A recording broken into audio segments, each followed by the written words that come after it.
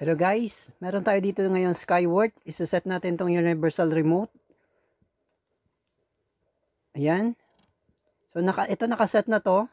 Papakita ko lang sa inyo kung paano ito nasiset.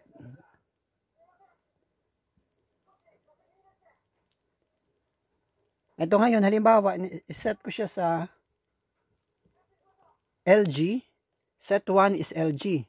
So pag gusto niyo iset sa Skyward, ang pipindutin ay set power. Pagka umilaw na sa set at saka power, pindutin ang 0, 2, 3. Pag pinindot mo yung 0, 2, 3, ayan, gumagana na yung universal remote sa kanya. Ang pangalan pala ng universal remote na to ay ayan, NBTC.